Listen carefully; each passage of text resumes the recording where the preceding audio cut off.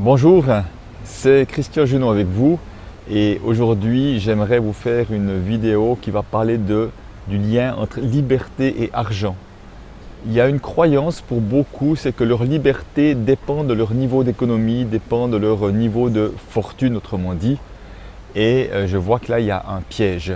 Parce que quand on a cette projection, autrement dit je projette ma liberté sur l'argent, sur le montant d'argent que j'ai, déjà je vais créer un lien de dépendance inconsciemment. C'est-à-dire que mon lien de dépendance sera ma liberté dépend de l'argent que j'ai.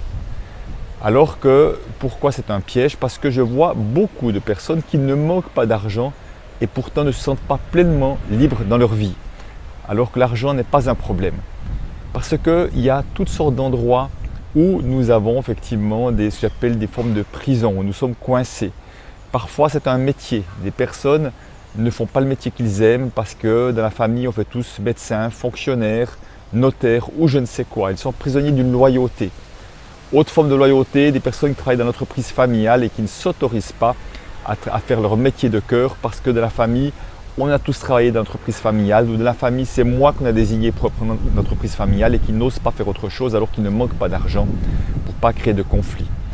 Il y a ceux qui vont rester prisonniers dans un couple qui ne leur convient plus et qu'ils aient de l'argent ou pas d'argent, ils n'osent pas en sortir par peur des conséquences pour les enfants, par peur du qu'en dira-t-on ou je ne sais quoi.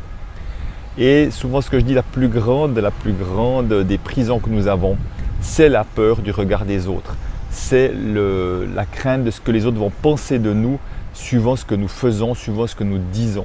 Combien de choses faisons-nous sans en avoir envie? Combien de choses n'osons-nous pas dire par peur de générer du conflit, d'être mal vu, de ne pas être aimé ou je ne sais quoi? Et que nous soyons millionnaires ou désargentés, ça ne change absolument à rien sur cet aspect-là.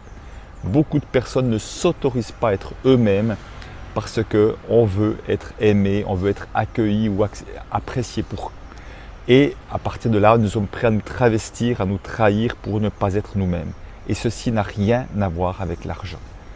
Donc la vraie liberté pour moi, je pense, c'est déjà de sentir ce qui est juste au fond de soi et de poser des actions à partir de là. Et surtout d'être, je dirais, libre du regard des autres. Une personne qui a vraiment, pour moi, qui est un maître dans ce sens-là, s'appelle Roger McGovern. Roger McGovern, dont Pierre Pradervant a écrit 2 livres, est un homme qui est coincé, si je peux utiliser ce mot-là, ce n'est pas le mot qu'il utilise lui, qui est dans les prisons de la mort, les couloirs de la mort, aux États-Unis depuis 2-3 décennies pour un crime qu'il n'a pas fait. Il était dans une prison de 1 mètre sur 1, dans un reportage, dans ses écrits, parce qu'il y a des correspondances de lettres. À un moment donné, il dit « Aucun barreau, aucun mur de prison ne pourront m'empêcher de me sentir libre ». Ça veut dire qu'intérieurement, il se sent absolument libre malgré toutes les circonstances extérieures. Donc autrement dit, c'est un magnifique exemple de personne qui sait que la liberté est à l'intérieur de nous avant de dépendre de quoi que ce soit à l'extérieur. Au moment où je vous fais cette vidéo-là, je vais reprendre l'avion dans moins de 24 heures. Et quand je serai dans l'avion, je suis complètement prisonnier également d'un espace et je ne peux pas faire ce que je veux. Je dois rester même attaché à certains moments et ça ne m'empêche pas de me sentir absolument libre. Donc cette liberté, effectivement, comment aller voir qu'est-ce qui nous empêche de nous sentir pleinement libres et pleinement nous-mêmes.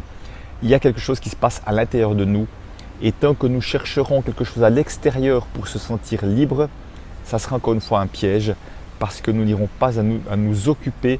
Qu'est-ce qui fait que je me sens encore prisonnier de mes croyances?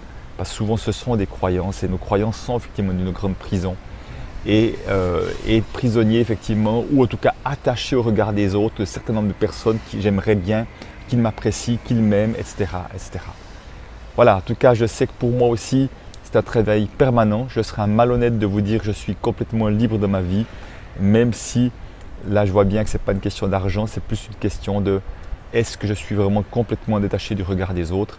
De plus en plus à coup sûr, complètement, sans doute pas non plus. Donc je vous invite vraiment à cette réflexion d'aller voir qu'est-ce qui vous coince dans